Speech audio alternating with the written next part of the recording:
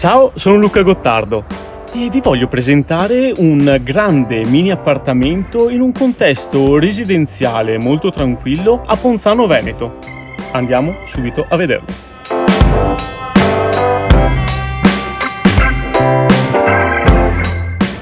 Qui le facciate del condominio le vedete così, ma essendo già stato deliberato il super bonus verranno apportate molte migliorie.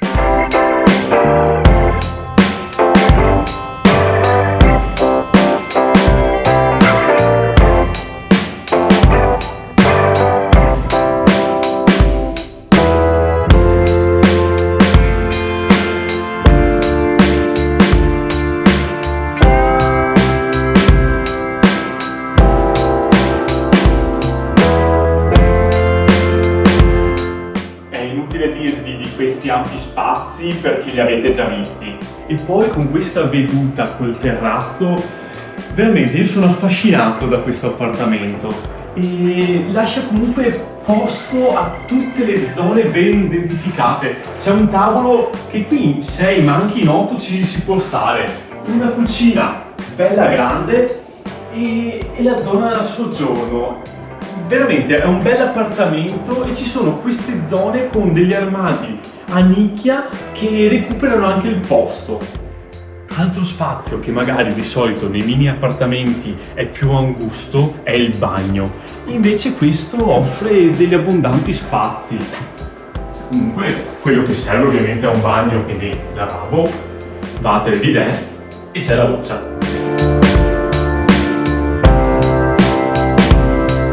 Andiamo a vedere la camera, che in realtà chiamarla camera è un po' riduttivo.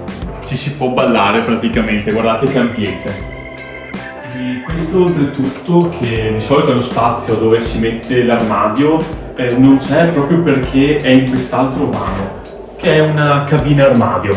Questo oltretutto può essere lo spazio per la scala che dà accesso alla soffitta attualmente chiusa.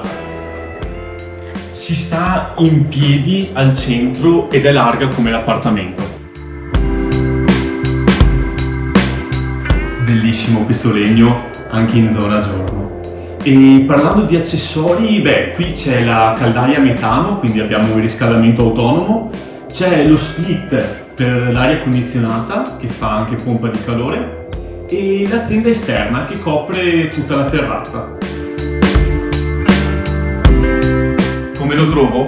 Raffinato, comodo ed affascinante. Io non avrei dubbi. Voi fate la vostra mossa.